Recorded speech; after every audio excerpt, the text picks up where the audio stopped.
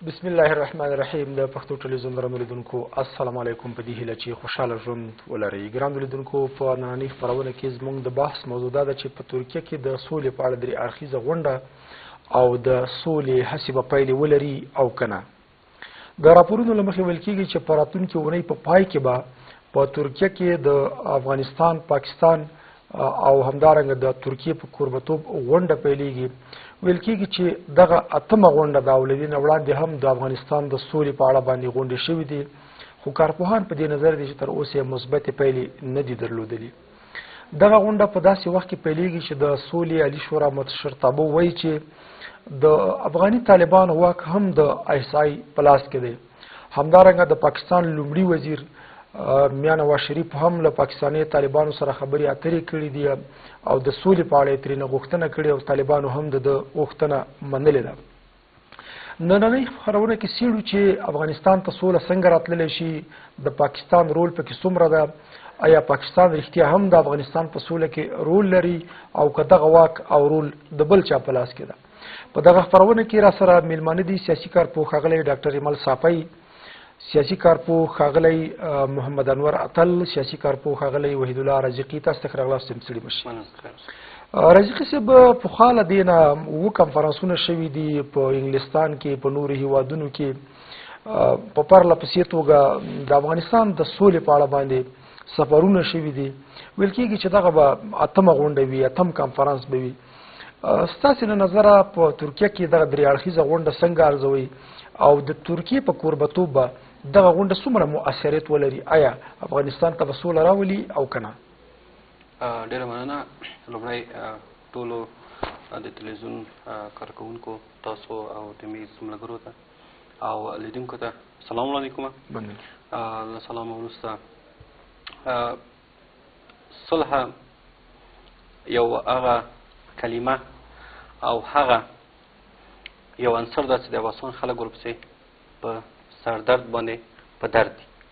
چې دا د ملک ترڅ یو د خلک د آرامۍ او د سوکالۍ ساه واخلي.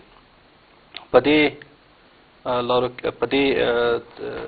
برخه کې ډېرې غونډې وسوې، ډېرې جرګې وسوې، شوراګانې جوړې سوې، شوراګانې اوس هم شته. موږ یې څه مثبتې پایلې نه لیدلې.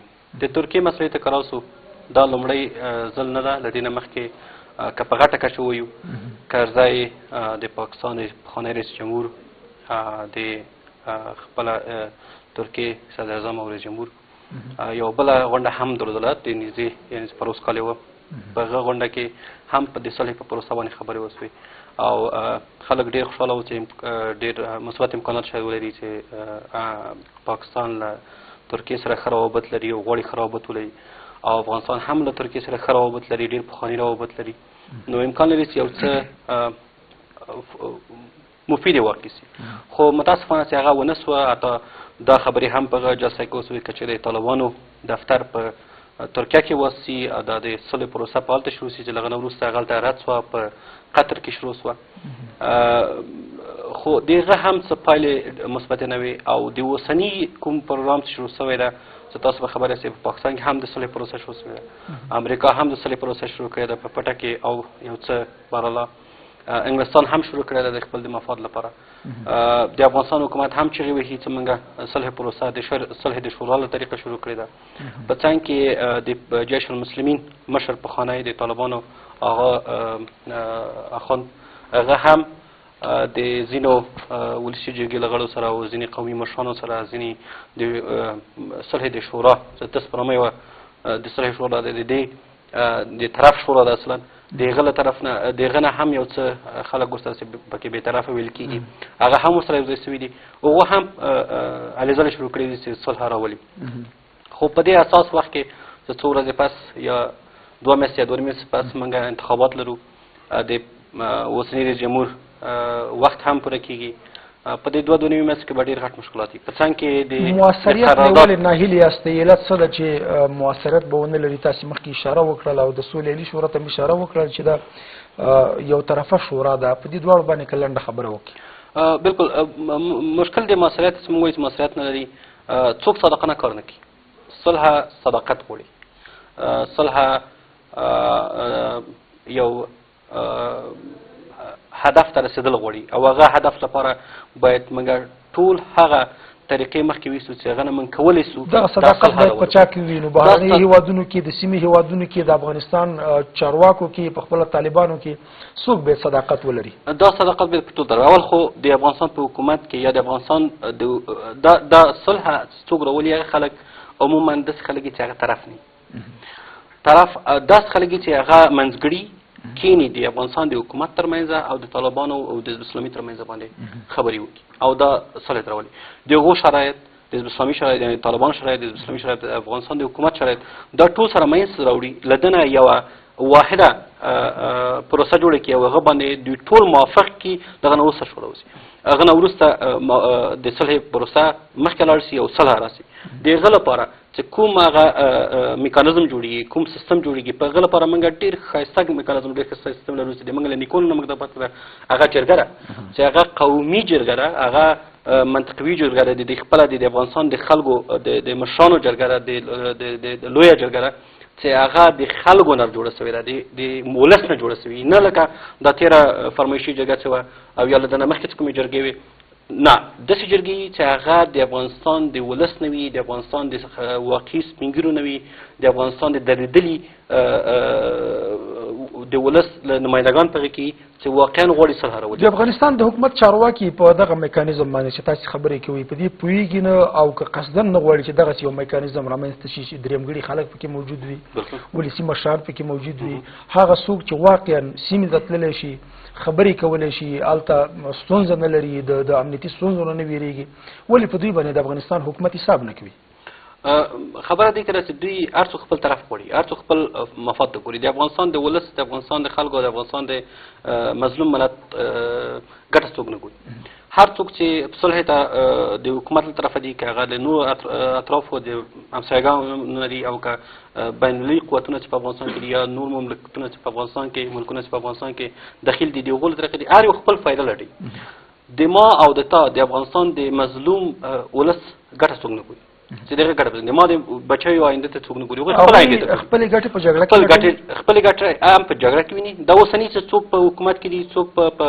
قدرت کې دي دا ټول خپل ګټه په جګړه کې ویني دي که په هغه ورځ باندې په افغانستان کې صلح او ارامي راغله په هغه ورځ باندې دوی د ژوند آخري شیبې دي دی مجبور دي چې ثابي ورکړي په هغې دوی هغې ثابته وده نه یعنې د افغانستان په موجوده حکومت کې داسې کسان شته دي چې هغوی سوله نه غواړي بلکل یې نه غواړي کم نه دي د ستم چې په سلو کې که زه ورته چې 95% یې داسې خلک دي چې هغه سله نه غواړي دا به راسره ومني دغه 15 ډېر کم فیصدي خلک دي چې هغوی چغې د صلحې وهي او نه کیي کور مدن ډېره مننه خوشحاله اوسئ اتل صاحب ستاسې نظر څه ده په ترکیه کې د سولې د خبرو اترو لپاره درې اړخیزه غونډه د ترکیې د ولسمشر په غوښتنه باندې جوړېدل او همدارنګه په پاکستان کې د سولې د خبرو اترو لپاره هلته په طالبانو باندې د میا نواز شریف لخوا غږ کول او هغوی هم د ده وړاندیز غوښتنه منلې ده څه فکر کوي چې په پاکستان کې که د سولې خبرې اترې پیل شي په ترکیه کې هم دغه خبرې چې جمهور رئیس کرزی به په راتلونکې اونۍ کې ورځي او خبرې اترې به کوي دا د افغانستان په سوله باندې کوم اغېز لري او که نه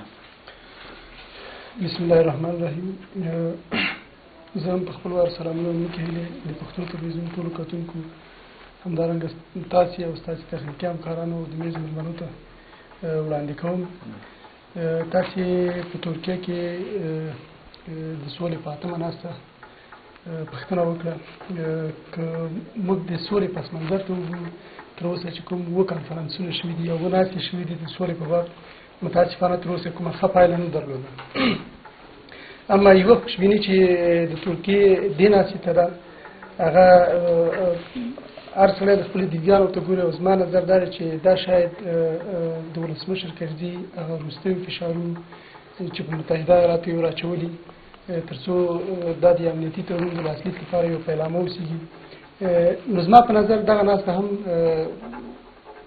د دې موضوع یوه برخه ده یعنې دغه ناسته د متحده ایالاتو په رضایت ترسره کیږي 100% کې ځکه چې فشارونه د افغان دولت او په ځانګړي ډول د ولسمشر کرزي په همدې برخه کې و چې اول د طالبانو سره د سولې خبرې شروع شي خبرې نه بلکې یو نتیجې ته باید ورسېږي له هغې وروسته به امنیتي تړون لاسلیک شي نو زه یو څه خوشبین یم دغې غونډې ته او بیا د دې تر څنګ په پاکستان کې د طالبانو سره د پاکستاني حکومت د خبرو پیل دا هم یوه پیلامه ده د دې دپاره چې لار خلاص شي د افغانستان د دولت او د افغان طالبانو ترمنځ د سولې لارې ته.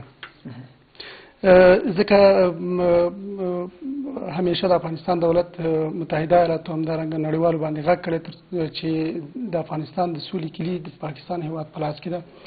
نو زما په نظر شاید هلته چې په پاکستان کې د سولې خبرې د میا نواز شریف لخوا پیل کېږي او طالبان هم سره هوکړې ته رسېدلي تر څو خبرو ته کښېني، دا هم شاید د افغانستان امنیتي تړون سره په تړاو وي. د امریکای متحده ایالاتو حکومت یعنې له خبرو ستاسې داسې ښکاري چې متحده ایالاتو لوري د جمهور رئیس کرزي شرایطو تر نور غاړه ایښې ده، دا به ومني ځکه دغسې هڅې پیل کړي دي او د دې لپاره دوی هم خوشبینه دي چې دغه غونډه باید ترسره شي. بلې سل په سلو اوس مخکې دې نه چې تلویزیون ته د خپرونې لپاره راشو د یو چارواکي متحده ایالاتو د حکومت یو چارواکي چې په همدغه د سولې په موضوع خبرې کولې، د سولې د خبرو په بهیر کې بیا یې غوښتنه وکړه چې د افغان دولت باید امنیتي تړون زر تر زر لاسلیک کړي. د هغې د خبرو داسې معلومي ده دا جریان د متحده ایالاتو د حکومت سره په همغږۍ پیل شوی دی او انشاءالله خوشبیني شته چې یو څه پایلې ته ورسېږي. کور مدان خوشحاله اوسئ. ډاکټر صاحب ستاسې نظر څه ده؟ ډېر ځل داسې ویل کېږي چې څو میاشتې دمخه هم د پاکستان لومړي وزیر د طالبانو دا غوښتنه کړې وه، واته هیله دا وله چې سبا یا 2 ورځې وروسته یو څوک ورولېږي او هلته په شمالي وزیرستان کې د حکیم الله مسعود سره خبرې وکړي، خو بیا د پلاوي له ورتګ نه مخکې هغه ووژل شو. همدارنګه ویل کېږي چې کله پاکستاني طالبان خبرو ته زړه ښه کړي نو په یو ډول باندې وژل کېږي. څه فکر کوي په اوسنۍ حالاتو کې به څنګه چې اتل صاحب اشاره وکړه چې اوس امریکا هم دې ته غاړه ایښې ده چې د جمهور رئیس کرزي شرایط باید ومني، نو کله چې شرایط مني د سولې خبره د کرزي د غوښتنو هغه لومړۍ غوښتنه یې سوله ده چې سوله باید په افغانستان کې رامنځته شي. اوس په امریکا باندې څومره موږ دا باور کولی شو چې دوی به خپل دریځ بدل کړی وي؟ تر ډېره بریده داسې ویل کېده چې مخکې هغه وژنې او هغه د سولې ته د ځینو کسانو غاړه ایښودل او بیا د هغوی وژل وایي کېږي چې د ځینو بهرنیو کړیو په خپله متحده ایالاتو پکې لاس و. اوس په دې څومره خپله پالیسي بدله کړي په دې برخه کې او دغه د سولې خبرې اترونه به رښتینې ملاتړ وکړي؟ بسم الله الرحمن الرحیم. د ټولو مخکې سلامونه. په وزیرستان کې یا پاکستان کې مجموعاً چې کوم جنگ روان ده د طالبانو د خوا نه یا دغه ټولګي جوړ شوي دي د پاکستاني طالبانو په نامه باندې، دغه یو ډېره لویه لوبه ده. دا یو لوی ګیم دی چې دا نړیوالو ایجنسیانو او نورو ملکونو شروع کړی ده، ځکه چې خپله پاکستان دا نه غواړي، دغسې حالت نه غواړي لکه څنګه چې اوس پې نافذ ده. او دا معلومداره خبره ده چې دا هغه خلکو تمویل او دا هغه خلکو پلان سازي او پالیسي او دا ټول خبرې بهرنیان ورته کوي. تر کومه ځایه چې د افغاني طالبانو خبره ده، د افغاني طالبان ما مخکې هم څو ځله ویلي دي چې افغاني طالبان دوی عسکر دي، دوی مزدور دي. د چا مزدور دي؟ د ISI مزدوران دي. دوی په سپینه ته وایم د پاکستان د ایجنسیانو او د پاکستان د پوځ مزدوران دي او د هغوی په حکم باندې دوی منډې وهي. هغې ورته مرکزونه جوړ کړي دي، هلته ټریننګ ورکول کېږي، تربیت ورکول کېږي. تاسو څه فکر کوئ د ځان وژنه څه اسانه کار ده؟ یو سړی چې 100 کال ته رسېدلی هم نه غواړي چې مړ شي. صحیح ده که نه؟ او اسلام منع کړې ده، خودکشي حرامه ده په اسلام کې، مګر دوی بیا هم تیاریږي دغه خبره. مطلب دا ده چې دا یو منظمه پاکستاني طالبان د پاکستان د لومړي وزیر په غوښتنه باندې د سولې خبرو اترو ته غاړه ږدي او د دې لپاره یو ځانګړې کمیټه هم جوړیږي، خو افغاني طالبانو چې مسلسل وړاندیزونه ورته کېږي دوی نشي موندلی. همدا ده چې دوی خپلواک نه دي. خبره دغه ده چې دوی خپلواک نه دي، دوی مکمل غلامان دي. دوی د ماښام ډوډۍ هم د پنډۍ نه راځي، اسلام آباد نه راځي، هر څه د دوی دغه په کنټرول کې دي. دوی د خپل هیڅ اختیار نه لري، حتی زه فکر کوم د خپل مانځه اختیار هم نه لري دوی، ځکه چې غلام ده، تړل شوی غلام ده. پاکستاني طالبان که چېرته د پاکستان حکومت سره مذاکرات شروع کړي، دا زموږ ډېر په ضرر ده، دا زموږ په تاوان ده. په څه باندې؟ په دې باندې چې دغه خلک په دغه وژلو باندې عادت شوي دي او همدغه پاکستان به بیا د افغانستان طالبان سره هغه یو ځای کوي او دغه کسان به هم دلته رالیږي، ځکه چې دغه خونخواره کسان چې د طالب ورته څوک وایي که نه، دغه په وژلو باندې د هغوی هغه دننه پیسه ضمیر یې په وینو باندې لړل شوی ده. هغوی هېڅکله د وژلو نه په غیب ژوندي پاتې نه کېږي. له نن نه 8 کاله وړاندې یعنې په کله چې امریکا په افغانستان پوځي یرغل وکړ په لومړیو 2 او 3 کلونو کې دغسې یو حالت په افغانستان کې نه و. ویل کېږي د خپله د موجوده حکومت ته هغه کړنو هم ځینې خلک مجبوره کړل چې د طالبانو له لیکو سره یوځای شو، یا دغه حالت داسې شو چې ځینې مجبوریتونه و د خلکو چې هغه لیک یې تقویه کړی. څه فکر کوئ دا بیا موږ څومره داسې ګڼلی شو چې دلته پاکستان پکې لوی لاس لري، یا د هغوی په واک کې دي هغوی سلطه لري، یا ISI په دې کې لوی لاس لري او هغوی تمویلوي؟ دا څنګه ارزوئ؟ هغه وخت کې چې امریکا دلته حمله وکړله او راننوتل افغانستان ته، زما ښه یادېږي چې دغه کوم چې د طالبانو مشرانو لکه حقاني او داسې نور چې زه نومونه باندې نه پوهېږم، دیو لاړل په اسلام آباد کې جنرال مشرف سره کېناستل، هغوی ورته جنرال مشرف ته ډېر ښه ویلکم وکړ او د جیو په تلویزیون کې هم دا خوره شوې ده دا خبره، ټول ورسره ناست وو، مشرف ورسره ناست وو، هغې سره خبرې وکړلې. د دې څه مطلب ده؟ د دې دا مطلب ده چې راځئ بیا درته د سره دغه کوو کار شروع کوو. هماغه مشران چې څه پاتې نور خلک یې اکثرا د منځه لاړې، هغه عسکر او نور خبرې چې په افغانستان کې بیا خو ځای په ځای ختم شو یا ولاړل وتښتېدل. خو کوم چې مشرانو د رهبري هیات یو دا په اسلام آباد کې د پرویز مشرف سره کېناستل، هغه ځای کې د سره پلانګذاري وکړه. زه بیا درته یم په جیو تلویزیون کې ښودل شوی ده، ما په خپلو سترګو لیدلي دي. د هغه ځای نه دوی ته دوباره پالیسي ورته جوړه شوه، دوباره ورته فنډ ورکول شو او ځایونه ورته معلوم شو او دوی دوباره خپل جلب و جذب شروع کړو. تاسو څه فکر کوئ؟ د نن نه 3 کاله مخکې کم وو، د 3 کاله نه 15 کاله مخکې کم وو، خو دا ورو ورو ډېرېدل. مقصد همدا ده چې هغوی یو منظم برنامه لري، هغوی تمویل کېږي، هغوی ته پلان ورکول کېږي، هغوی د اهدافو په خاطر باندې روزل پاکستان حکومت کوي او که نه په دې کې نورې بهرنۍ کړۍ هم شته له دوی سره د تمویل لپاره، د مرستې لپاره، یا د دغسې ډلو د جوړولو لپاره. اجرایه قوه پاکستان ده. اجرایه قوه مطلب ټول هر څه چې کوي پاکستان یې کوي، خو ورسره فنډ ډېر شاید عربستان ورکي، د عربي ملکونو بعضې لکه امارات او یا خپله عربستان سعودي دغه خلک یې ورکوي. او پر زمین کې د امریکا ورسره مکمله خوښه ده په دې چې تاسو فکر کوئ یو اسامه امریکا باندې حمله وشو 11 سپټمبر اسامه دلته و، نو هغوی پوهېدل چې اسامه موږ نیولی هم نه شو، خو رالل ته حمله وکړه د عمل کې ونیو. مګر هماغه اسامه په ابتدابات د پاکستان کې پیدا کېږي او هغه ته هېڅ هم نه وایي. دا نور دا څه چې د طالبانو مشران دي په اسلام آباد او پنډۍ او کویټه کې وژل کېږي، ټول ته معلومه چې هلته دي. دغه جګړه بهرنیو د ځانګړو اهدافو لپاره پیل کړې وه. څه فکر کوئ اوس که د سولې خبرې اترې موږ وبولو؟ اتل صاحب مخکې اشاره وکړله چې د ترکیې خبرې به پیلې ولري، ځکه د جمهوریت اسکردي شرایطو اوس امریکا لورې دې ته اړ کړی ده چې دوی بیا د دغسې غونډو تړونو ملاتړ وکړي، د افغانستان د سولې د رامنځته کېدو په اړه باندې دوی رښتینې هلې ځلې وکړي، لاس ورکړي. څه فکر کوي دوی خپلو اهدافو ته ورسېدل او که نه بل ډول حالت ده دلته او ځینې مجبوریتونه د دوی هم شته دي؟ زه ډېر زیات خوشحاله یم چې د کرزي وخت په ختمېدو ده. په څه باندې؟ په دې باندې چې زه په ډېر جرأت ویلی شم چې کرزی د ټولو نه لوی طالب ده، کرزی د دې وطن تر ټولو لوی دشمن ده. کوم کارونه چې ده په دې 14 کلو کې کوم چې د ده اعمالو په دې 14 کلو کې او په دې اخرو ورځو کې دا د افغانستان ولس سره، د اسلام سره، د خدای او د رسول سره دشمني ده، په ښکاره دشمني ده. او هر څه تاسو وینئ په سترګو باندې. دغسې غونډې چې اوس جوړه شوه په ترکیه کې، مخکې هم جوړې شوي دي او بیا به هم جوړې شي، او 0.001% به هم ګټه ونه کړي. په څه باندې؟ په دې باندې چې پاکستان چې کومې غوښتنې لري، کومې نامشروع غوښتنې لري د افغانستان نه، مهمې 4 غوښتنې دي د پاکستان. اول دا چې ډیورنډ کرښه به ورسره مني، مطلب دغه نیم تن د افغانستان باید بیل کړي، یو خبره. دویمه خبره ده په هیڅ صورت د افغانانو ته د منلو وړ نه ده. دویمه خبره زه وایم چې دغه غونډې فایده نه کوي په دې چې هغه مسایل تر اوسه موجود دي هماغسې. دویمه خبره پاکستان غواړي چې کومې اوبه چې هغوی ته روانې دي د افغانستان نه، هغه هېڅکله افغانان مهار نه کړي، بلکې هغه باید تر قیامته پورې پاکستان ته روان وي، هغوی ته ګټه واخلي او افغانان یې همداسې وږي تږي ناست وي. درېیمه خبره افغانستان د پاکستان د اموالو دپاره ډېر ښه ساده او ارزانه بازار ده. صحیح ده؟ هر دکاندار ځان دپاره ګاګ غواړي، خریدار غواړي. دا پاکستان ټول اموال دلته خرڅېږي، د سیموټو موټرو نه نیولې تر وړو او چای او بوره او صابون او هر څه پورې، ټوټې پورې، بوټانو پورې، هر څه دغه ځای نه راځي. دا د هغوی دپاره یو ډېر ښه کېدلی شي دغه تجارت برخې ته که اشاره وکړو، دا خو د سولې په وخت کې چې په افغانستان کې جګړه نه وي، دلته کېدای شي ډېرو بهرني هېوادونو نه افغانان راستانه شي او دلته دغه د اخیستلو بازار چې تاسو ورته اشاره وکړله، یعنی پاکستان توکي دلته اخیستل کېږي او هغوی راوړي دلته یې خرڅوي. دا برخه نوره پراخه شي؟ نه دا پراخه کېږي نه، دا په دې نه پراخه کېږي چې په افغانستان کې خپله انډسټري منځته راځي، صنعت منځته راځي.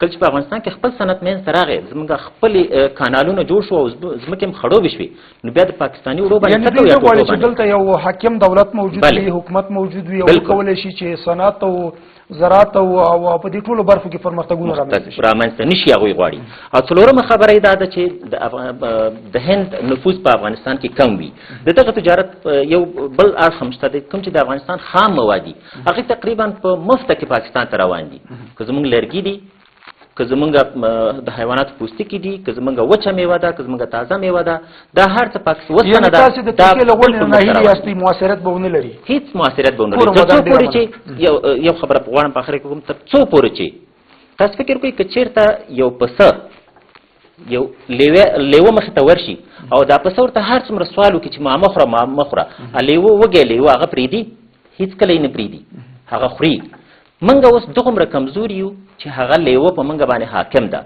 که منګه غواړو چې وطن ته سوله راولو نو باید ودرېږو او پاکستان ته یو کرت یې ګریوان ته لاس وراچوو بیا به سره په برابرۍ اقلا په برابرۍ لیوه کې خبرې کولی شو بیا ورته ویلی شو نور بس دی که نه بس کې در باندې درالم کور مدان خوشحاله اوسئ اوس یوه لنډه دمه لرو له دمې وروسته بیرته بحث ته راګرځو رازقي صاحب یو مسله چې بله ډېره مهمه ده د ملکي ادارې په سر کې میان او شریف قرار لري تر ډېره بریده دا ویل کېږي چې میان او شریف څه غواړي عملا خلکو ته داسې ښکاره کوي چې دی په افغانستان کې سوله غواړي د افغانستان د سوله د سیمې سوله بولي او حتی دا هم وایي چې که په افغانستان کې سوله نه وي نو په پاکستان کې هم سوله او امنیت نشته وایي چې پوځي ادارې او په خپله سرګرې ادارې بیا په بله روان دي که چېرته په خپله باندې د پاکستان سرګره اداره بېل اهداف او بېلې موخې ولري پوځي بېلې ولري ملکي ادارې په سر کې میان او شریف غونډې ترلې جوړوي د سولې خبرې اترې یا په پاکستاني طالبانو هم د سولې غږ کوي څنګه سره پرتله کوي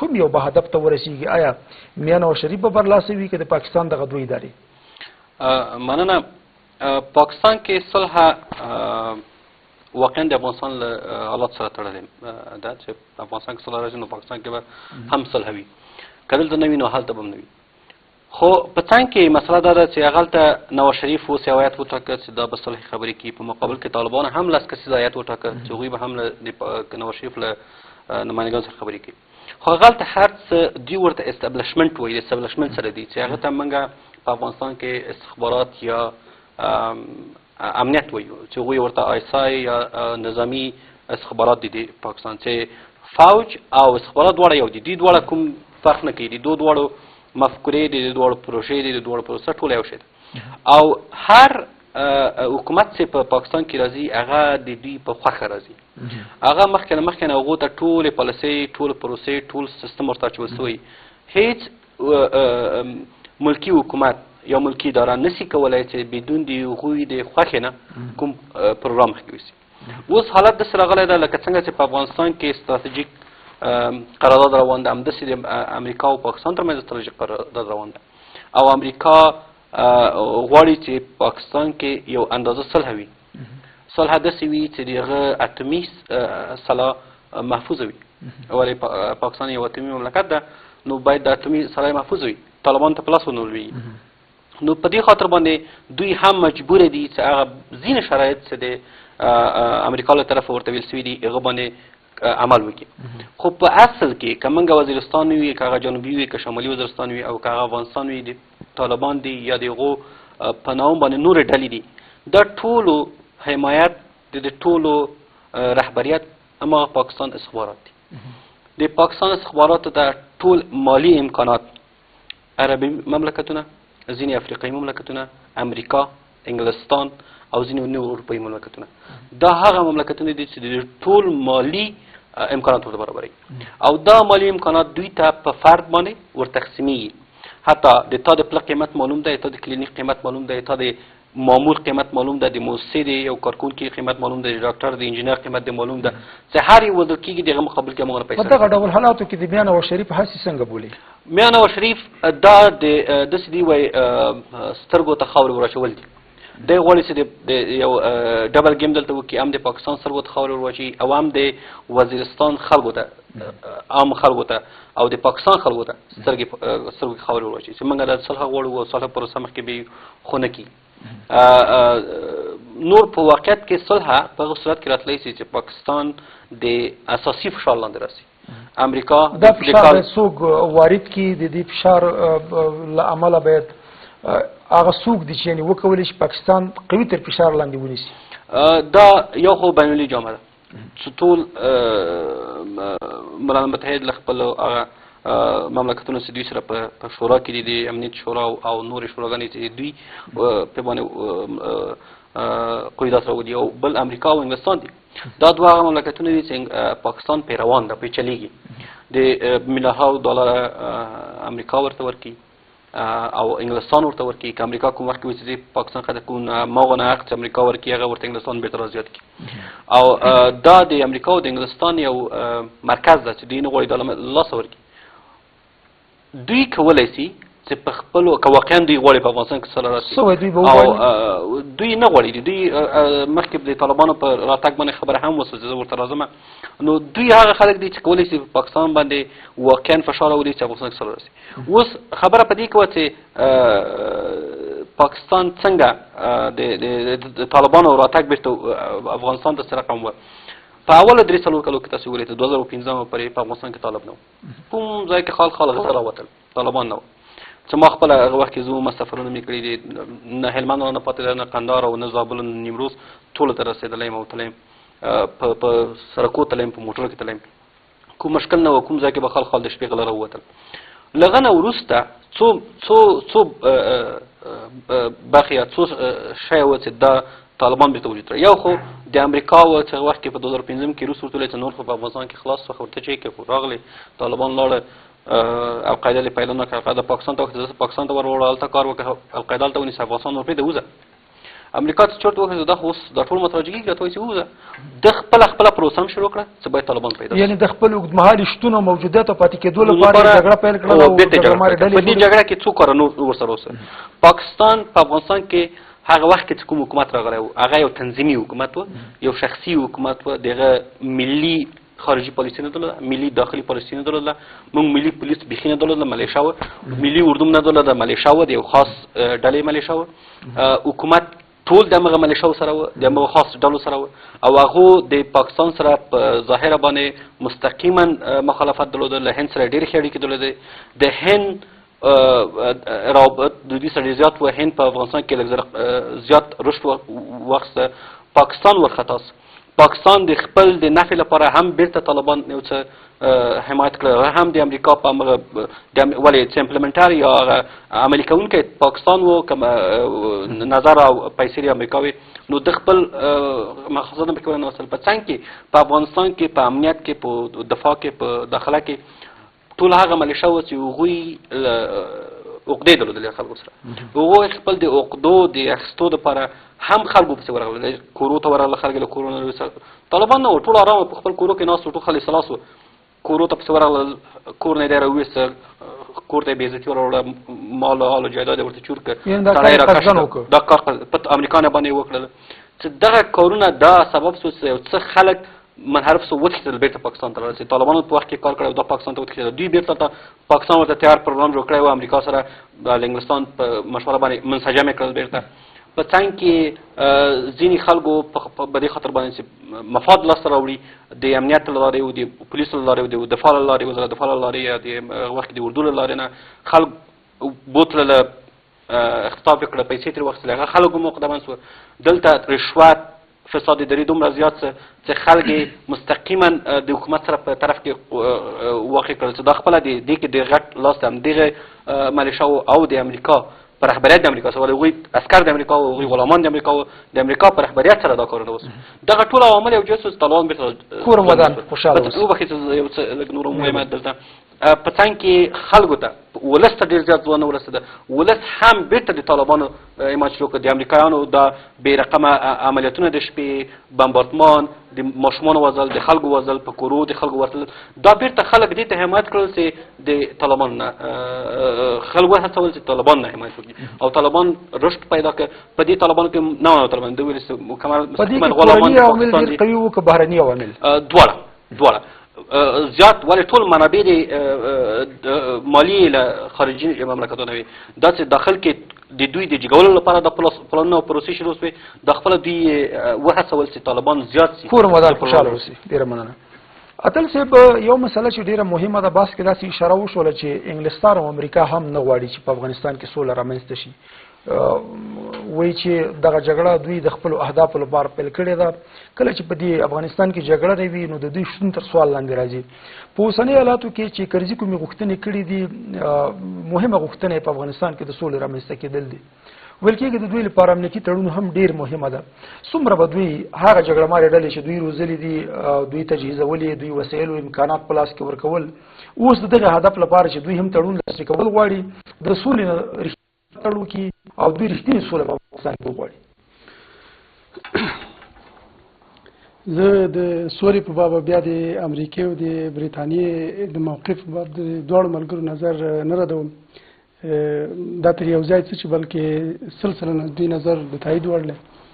خو یو څه تفصیل غواړم په دې برخه ورکړم هغه دا چې سیاستونه هیڅ وخت مستقر نه دي پاتې شوي ثابت نه دي پاتې شوي. یعنې له وخت سره بدلون د وخت سره بدلیږي د وخت سره د خلکو پالیسیانې بدلیږي د وخت سره د خلکو موقف بدلیږي خاص کر سیاسي ډګرونو کې. تر اوسه اول به په دې وغږېږم چې ولې تر اوسه د سولې مخکې دې نه چې ستاسې د پوښتنې جواب ته راشم اول به دا په دې وغږېږم چې ولې د سولې دا اووه کنفرانسونه یا اووه ناستې چې کومې وې دا ولې د ناکامۍ سره مخ شولې او د 14 کالو کې ولې سوله رانغله. هغې همدغه عملونه یو د دې دواړو ملګرو چې جناب ډاکټر صاحب بل ملګري نظر زه تاییدوم چې خپله امریکا متحده ایالات او برېټانیا دې ته ژمن نه وه په افغانستان کې سولې ته دوی ژمن نه و. یو عمده لامل یې دا و. دویمه دا چې خپله د افغانستان حکومت دې ته ژمن نه و چې په دې خاوره کې سوله راشي. پاکستان هم ژمن نه و چې په دې خاوره کې سوله شي.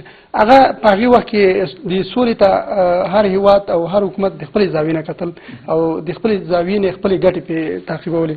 دغه خبره په خپله باندې طالبانو د وخت بهرنی چارو وزیر مولوي وکیل احمد متوکل هم کړې ده چې د افغانستان حکومت باید د سولې د رامنځته کېدو لپاره یو قوي عزم او اراده ولري او سره له دې چې دوی په طالبانو باندې فشارونه راوړي په ډول ډول فشارونه راوړي له دې نه دوی باید قوي اراده پیدا کړي یو درېمګړی شخص یا درېمګړې ډله باید پیدا شي تر څو پورې د افغانستان د سولې لپاره کار وکړي. دوی کې دغه د ارادې د نه موجودیت لپاره لکه دوی ګټه پکې څه ده ګټه خو په سوله کې ده. دوی په جګړه کې د افغانستان حکومت ولې جګړه کې خپلې ګټې لټوي ولې سوله قوي اراده باید پیدا کړي دوی ولې نه پیدا کوي. متاسفانه باید ووایم چې د ولسمشر کرزي دوره او د هغې د حکومت پیل له داسې یوې ډلې سره وشو چې ولسمشر کرزي خپل شتون یوازې د هغې ډلې په حضور کې لیده. دا کومه ډله وه؟ هغه د شمال ائتلاف ډله وه. هغه ډله وه چې طالبانو سره ذاتي دښمني درلودله. هغه ډله وه چې په کلونو طالبانو سره جنګېدلي وو. په سلګونه نه بلکې په زرګونه طالبان یې د منځه وړي. همدارنګه طالبانو دوی په سلګونه په زرګونه د منځه وړي. په هېڅ وخت کې دوی هغه ذاتي دښمني لري. دوی یو بل ته تیار نه دي چې سره د سولې یعنې دوه متضادې ډلې هېڅ وخت نشي کولی چې خپلو کې سره جوړ لا شي. باید درېیمه ډله باید یوه ډله پیدا شي چې دوی سره جوړ کړي. دولت خپله د دغې ډلې په لاس کې و. دغه ډله سل په سلو کې په حکومت کې د دوی رول او دولت د دوی دولت و. نه یې غوښتل چې دوی سره جوړه وشي بلکې طالبانو مطلقه یمها یې غوښتل. کرزي ولې دغې ځانګړې ډلې ته چې د طالبانو سره دغه ډول ستونزې لري مشکلات لري پخوا یې لرل جګړې یې کړي یو بل یې وژلي سره دغې ډلې ته ډېر احترام وکړو. تر اوسه پورې دی ورته احترام لري او دی د سولې خبرې اترې کوي کله کله غږ هم کوي طالبانو چې راشي او په سیاسي واک کې شریک شي. بیا دغه ډله چې د هغوی سره دښمني لري دی په غېږ کې نیولې علت څه ولې؟ کرزي خو ناګزیر بله لارې نه درلودله. د طالبانو په وړاندې نړیواله ټولنه ودرېدله. دلته د طالبانو سره نړیواله ټولنه په مقابل سنګر کې راغله. کرزي ته داسې بل څوک پاتې نه و چې دغه حکومت حداقل یو پایدار وساتي او د تر شا راټول ویل کېږي چې همدغه خلک هم ډېر د کرزي په وړاندې مودرېدلي دي او د کرزي په وړاندې د اپوزیسیون په ډول باندې رامنځته شوي دي. کله چې په واک کې ول نو خوشحاله ول کله چې له واکه لرې شوي دي بیا یې د کرزي پښې هم وهلي دي. څه فکر کوئ په دې خلکو باندې دومره باور کول د کرزي او تېروتنو کمزوري نه وه؟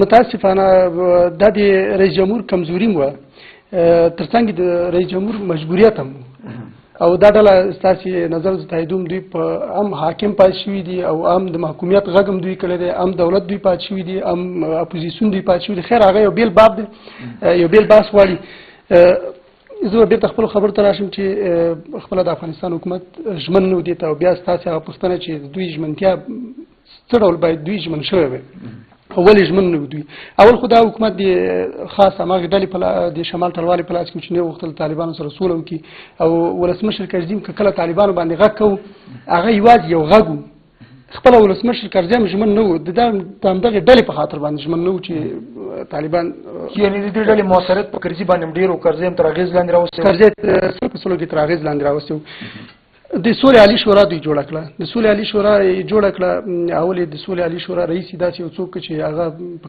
کلونو طالبانو سره جنګېدلی او د امریکایانو په طالبانو باندې د غټو توپونو د غورځولو غوښتنه کړې وه د هغه له منځه په تلو د هغه زوی راځي زوی داسې څوک وي چې پلار یې طالبانو وژلی وي نو څه ډول به د هغه زوی دې ته ژمن وي چې د طالبانو سره خبرو ته کښېني بیا دغه د سولې عالي شورا یوه بېواکه شورا ده که دوی د سولې عالي شورا جوړولی اول دا وه چې دوی ته کاملا واک ورکړی وی داسې واک یې ورکړی وی چې څنګه د افغانستان په دولت کې طالبانو هر موقف غوښته او هر څه غوښتل دوی په خپل واک کولای شوی چې هغوی ته ورکړی وي هغه کار هم دوی ونه کړ بله موضوع د رئیس جمهور تر اوسه یا د افغانستان حکومت په طالبانو باندې داسې غږ نه دی کړی چې تاسې راشئ یا په ژمنتیا دې دا غږ وکړي فقط ویلي چې اساسي قانون ومنئ او عادي ژوند ته راوګرځئ هغه خو دې قانون په سر باندې 12 کاله جګړه کړې تاسو یې نه مني دا خو امکان نه لري ته چې سوله کې یو چا سره یو څه چې چا نه غواړي یو څه باید ورکړي ورته اگر تاسو په دې قانون باندې 12 کاله جنګ کړی بیا ته چې عادي ژوند ته وګرځي هغه نه ته حکومت نیولې څنګه عادي ژوند ته ګرځي هغه ته حکومت غواړي هغه ته واک غواړي هغه ته اختیارات غواړي هغه ته خپل امتیازات غواړي خوشاله اوسې وشو لا تاسو بیرته براګرزو په حلارو کې بیا خبرې وکړو بخنه غواړم یو د میانه وا شریف موضوع پات شو غواړم دې باندې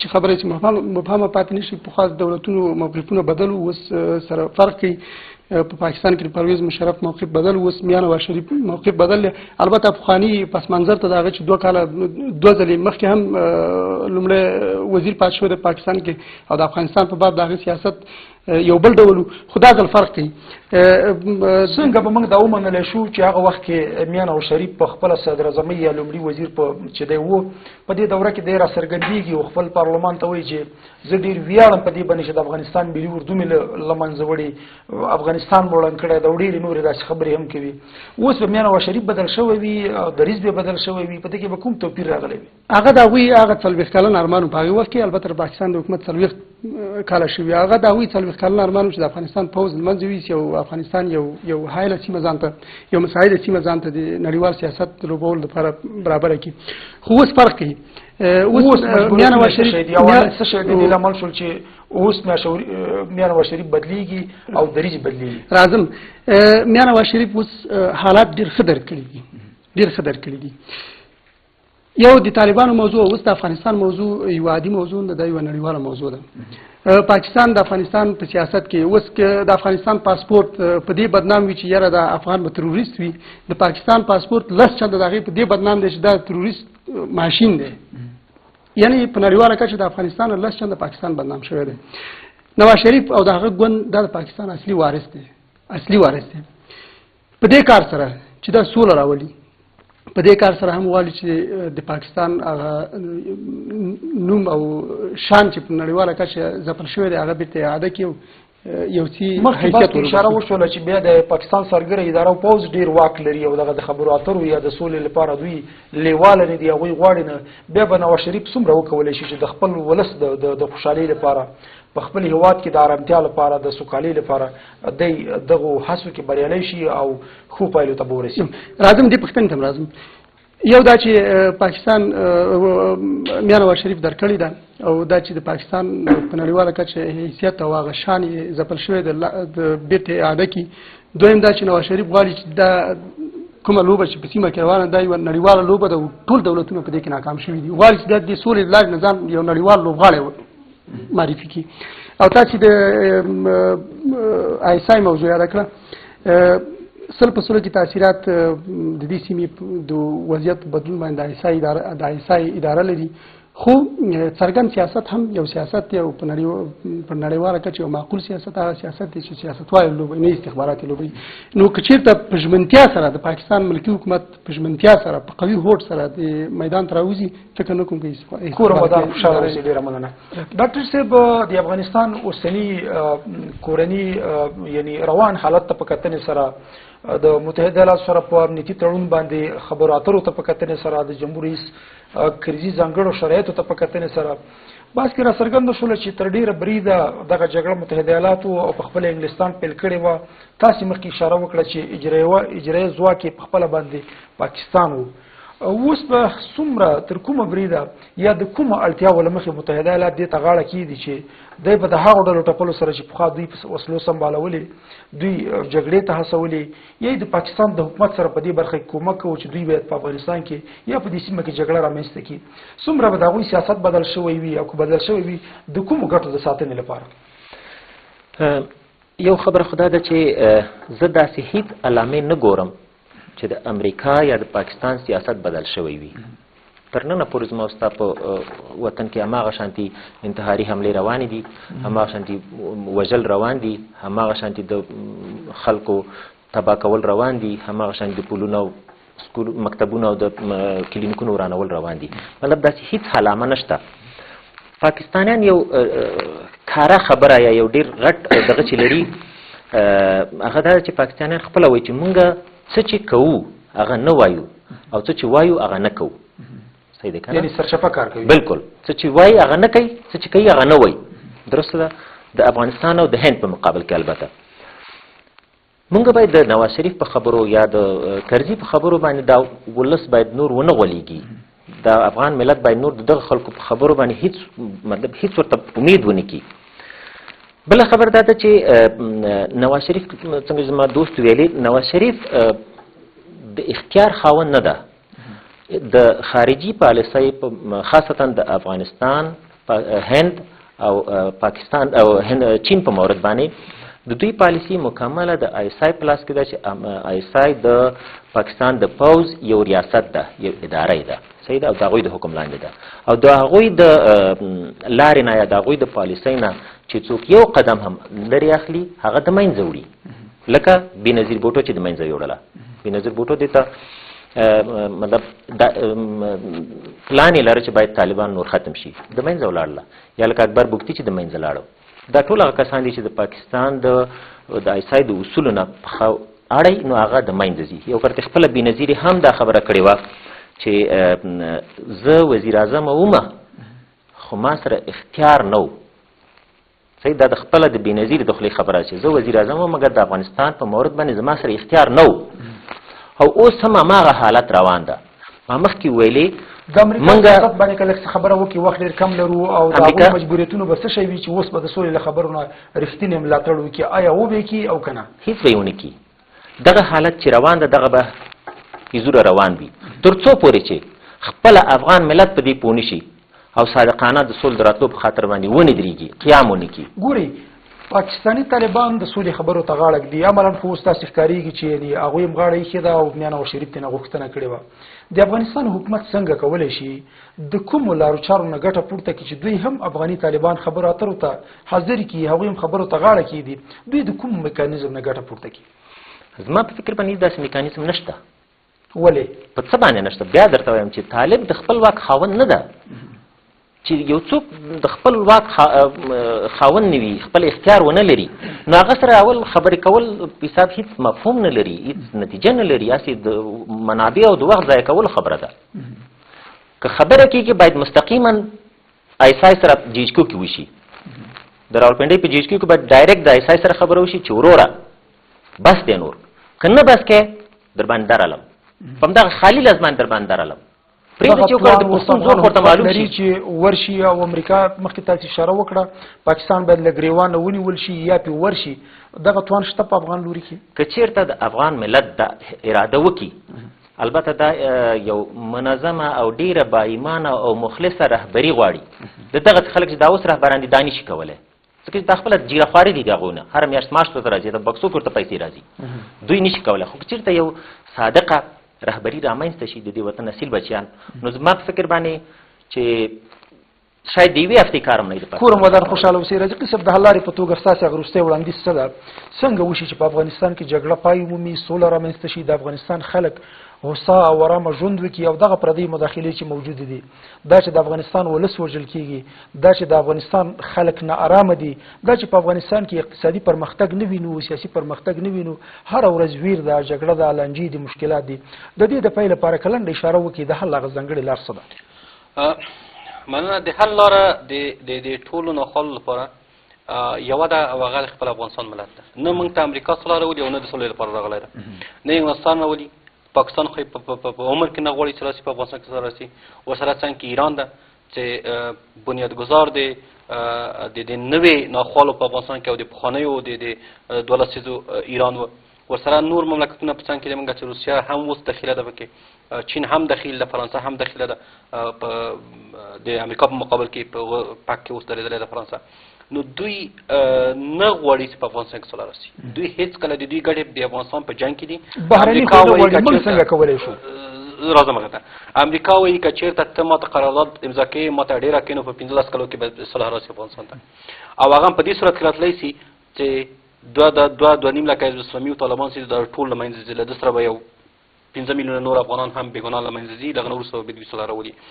خو د صلح د افغانستان د خلکو په لاس کې ده. د افغانستان خلک ولس که ودرېده او ویې ویلې چې و موږ صلح غواړو، حکومت ته هم دلته کښېنه، طالبه ته دلته کښېنه، حزب ته دلته کښېنه، ته چې یې غواړې خو هغه واقعي نمایندګان دي خلک لکه مخکې څو ویلې د ولس نه خلک راجګ سي، ولس ملاتړ ورسره وي، د یو صادقانه رهبریت لکه ډاکټر صاحب چې ویلې صادقانه رهبریت په هغې کې هغه جرګه کینی دا ټولې خواوې سره رامنځته کړي وایي چې ښه څه غواړې. اساسي قانون دی موږ اوس منلی یا څه منلی او څه نه منلی، دا د منلو وړ نه ده. دا د افغانستان اساسي قانون نشي کېدلی. دا اسلامي قانونونه په افغانستان کې چې غیر له اسلام او پښتونولۍ نه بل هر قانون یې هغه نه چلیږي او نه کار کوی سي. دا مکمل نه ده، دا باید مکمل سي لکه څنګه چې طالبانو او حزب اسلامي وایي، دا شیان باید پکې اضافه سي. د هغو هم هغه خواستونه چې دي چې اکثریت ځینې یا د غټ اکثریت د افغانستان د خلکو خواستونه په کې نغښتي دي، د حزب اسلامي خواستونه دي، حکومت دي، دا ټول باید سره یو ځای سي، وکتل سي، له دې نه یو سیستم جوړ سي چې دا ټول پرې موافقه وکړي او له هغه نه وروسته صلح راسي. صلح نه امریکا موږ ته راوستی سي نه کوم بل ملک او غواړي او هغوی غواړي نه موږ یې راوستی سو. د موږ مطلب له موږ خپل د افغانستان له ولسه له ټول قومونو نه ده، موږ یې راوستی سو په هغه شرط باندې چې خپله ودرېږو او صادقانه د دې لپاره. ډېره مننه. اتل صاحب ستاسې وروستی وړاندیز څه ده که لنډه اشاره وکړي څنګه وشي چې افغانستان کې سوله رامنځته شي؟ په افغانستان کې سوله اول کار په دې برخه کې باید ملت وکړي، ملت حالات درکړي او ژمن اوسي خپلې خاورې ته.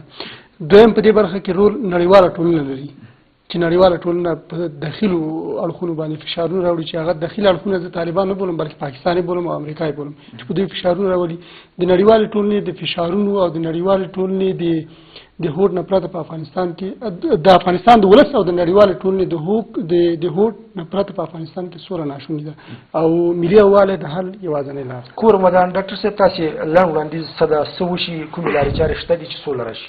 زما په فکر باندې خیر اوس خو وخت تېر ده، کوم چې نوی حکومت انشاءالله راځي د انتخاباتو نه وروسته، نو هغې ته زما وړاندیز دا ده چې هغه صادقانه د سولې په خاطر باندې هغه ګامونه واخلي کوم چې عملا صلح رامنځته کړي، چې هغه مستقیما پاکستان سره خبرې وشي، مستقیما امریکا سره خبرې وشي او هغه یو مضبوطه اراده او تعهد ولري چې موږ سوله راولو او دغه وطن د جوړولو په خاطر کوشش کوو.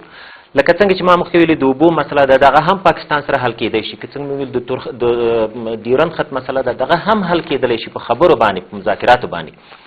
او که چېرته نوې اداره هم متحد نه وي د افغانستان خلکو ته او د وطن ته، نو همداسې حالت به روان وي. کور مدان ډېره مننه چې راغلي دې بحث کې موږ سره ګډون وکړه. د پښتو ټلویزیون لیدونکو دا و نننی بحث چې تاسو ته وړاندې کړو، تاسو نه ډېره مننه. نور مو په مهربانه خدای سپارم.